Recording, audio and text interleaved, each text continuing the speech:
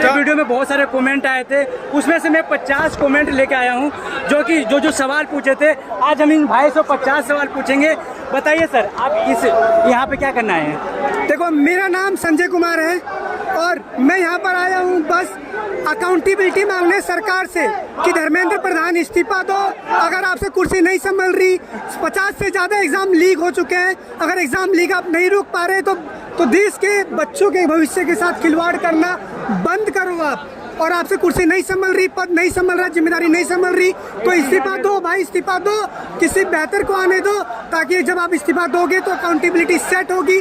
जब accountability set होगी तो दूसरा बंदा जो आएगा शिक्षा मंत्री बन के, उसके अंदर ये डर तो रहेगा एटलीस्ट कि अगर मैं काम सही से नहीं करूँगा, अगर शिक्षा व्यवस्था को सही से नहीं संभालूंगा, तो मुझे भी अपना पद से रिजाइन करना पड़ सकता है। देखो, भगदड़ हो गया 50 सवाल पूछने में। भगदड़ हो गया, लाठी चार्ज हो गया क्या? हम डरने वाले नहीं है। अच्छा, मुझे ये बताओ, सरकार पूछ रही है कि इस आंदोलन में आप क्या करने आए हो? इस आंदोलन में हमारा एक ही मकसद है कि जो जिम्मेदार है धर्मेंद्र प्रधान, वो इस्तीफा दे और जो अकाउंटेबिलिटी है वो अकाउंटेबिलिटी ले। क्या सरकार आपकी बातें सुन रही है?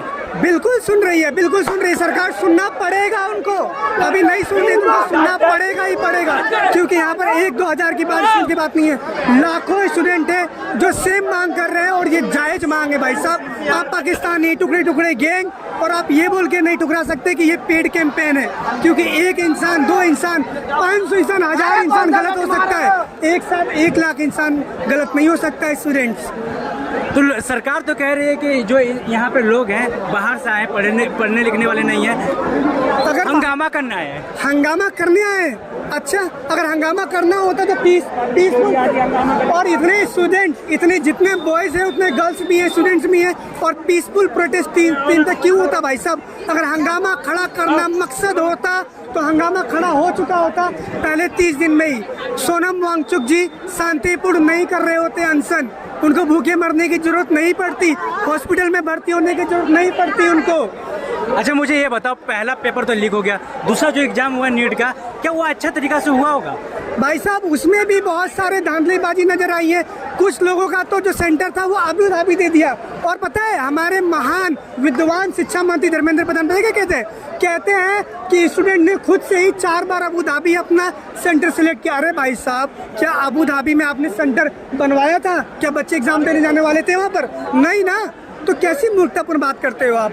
इस पेपर लीक के बारे में आप क्या कहिएगा? पेपर लीक के बारे में यही कहेंगे कि आपसे कुर्सी संभल नहीं है, बहुत ज़्यादा करप्शन है इस देश के अंदर में, और जो लोग जिम्मेदार हैं उनके लिए सख्त उनके खिलाफ एक्शन लो। और आप लोग एक्शन नहीं ले रहे क्योंकि सब लोग मिली जुली भगत हो, सब लोग पैसा खा रहे हो, और ऊपर से नीचे तक। अगर मोदी जी आपकी बातें सुनना चाहते हैं तो क्या कहिएगा मोदी जी से? मोदी जी से यही कहना है कि आप अकाउंटेबिलिटी लो, धर्मेंद्र प्रधान को इस्तीफा दिलाओ, और धर्मेंद्र प्रधान के साथ में नितिन गडकरी को भी इस्तीफा देना चाहिए, जो कि हमारे जो भी आम जनता है, जो कि गाड़ियाँ खराब हो रही है, माइलेज कम हो रहा है, जो डायरेक्ट जो जनता, आम जनता है, उनके जेब पर फर्क पड़ रहा है। नितिन गडकरी नहीं, साथ में मोदी बचाइए इस टाइम बाद में।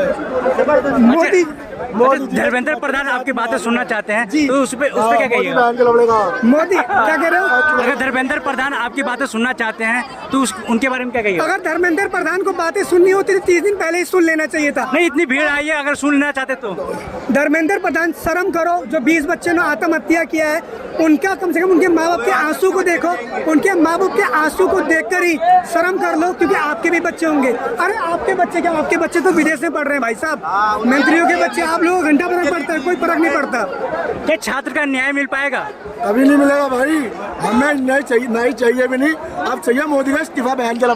तो आंदोलन क्या करना है? आंदोलन करने होते, आंदोलन यही करना है कि न्याय मिल जाए, पर मोदी से नहीं चाहिए। अब मोदी बहन के लड़के बस की नहीं न्याय देना, सीधी बात है भाई। मोदी के बस की नहीं रहे न्याय देना, ना नितिन गडकरी देगा भाई, क्योंकि उसके खुद के बच्चे तो है नहीं, दूसरे बच्चे नहीं, बहन के लड़के दूसरे बच्चों की जिंदगी को माँ बहन कर रहा। जो 20 तारीख को पुलिस ने बल का प्रयोग किया, क्या वो बल का प्रयोग करना चाहिए था? नहीं करना चाहिए था भाई, क्यों करना चाहिए था? पुलिस वालों के बच्चे नहीं, पुलिस वालों का तो पहले से ही फुल फ्लेजेड प्लान था कि आंदोलन को खराब करना है। कैसे भाई साहब?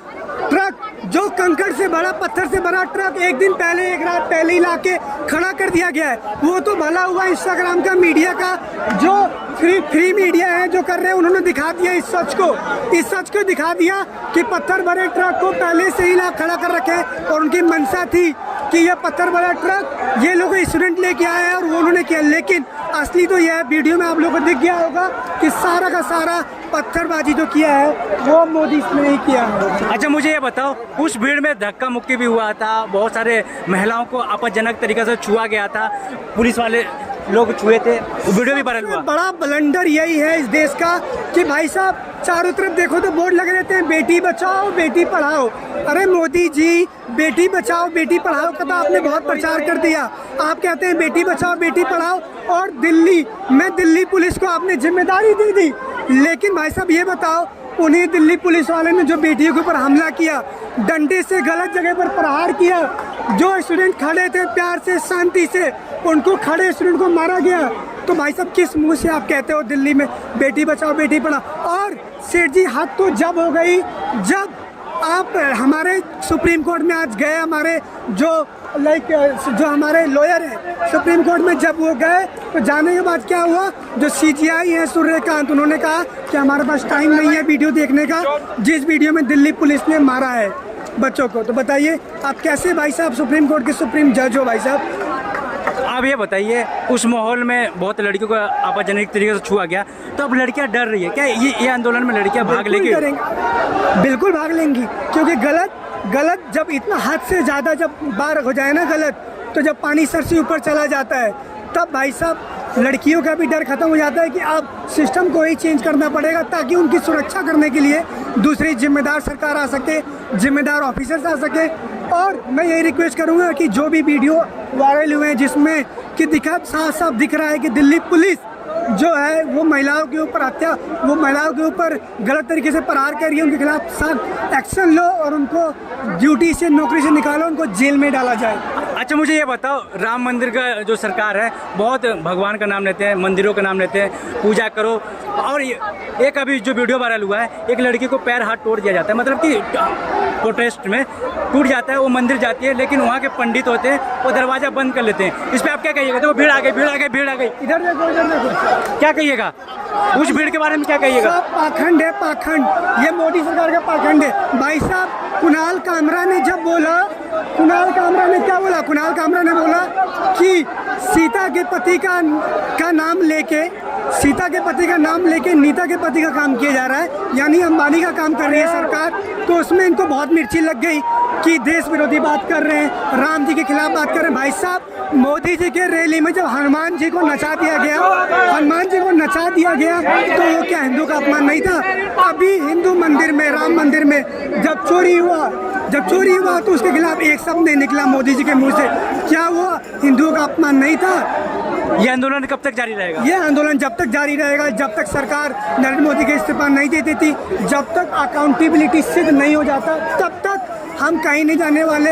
ये प्रोटेस्ट ऐसे ही चलता रहेगा और जो बहरी सरकार है ये हम स्टूडेंट्स के गूंज को सुनेगी, और जब तक नहीं सुनेगी तब तक हम गूंज अपनी बरकरार रखेंगे, अपनी आवाज़ को बिल्कुल बुलंद रखने का काम करेंगे। क्या ये मीडिया जो दिखा रही है टीवी में, क्या सही दिखा रही है? मीडिया तो बिल्कुल गोदी मीडिया बन चुकी है भाई साहब।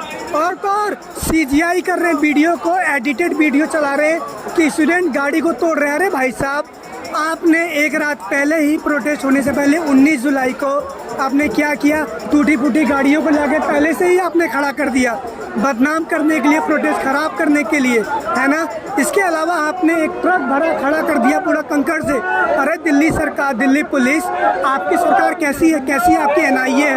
कौन सी आपकी जांच एजेंसी कहाँ गई जो एक दिन पहले ट्रक आके खड़ा हो गया पत्थर से भरा हुआ? इसके अलावा टूटी फूटी गाड़ियाँ खड़ी हो गई। क्या आपको मंशा दिख नहीं रही है? ये सरकार साम दंड भेद का सबका इस्तेमाल करके इस आंदोलन को बंद करना चाहती है, स्टूडेंट्स का बोलती बंद करना चाहती है और करप्शन को ऐसे जारी रखना चाहती है। और सबसे बड़ी बात यही सरकार है जो शिक्षा के खिलाफ है। मतलब 93,000 स्कूल भाई साहब लगभग बंद हो गए या मर्ज कर दिए गए। और उनकी बहुत बुरी हालत हो गई। उनका अकाउंटेबल कौन है भाई साहब? क्योंकि इस देश में नरेंद्र मोदी जी ने, हमारे देश के नेताओं ने देश में धर्म जाति में बांट के रख दिया है, और धर्म जाति की बात करोगे तो शिक्षा की बात कहाँ से आएगा?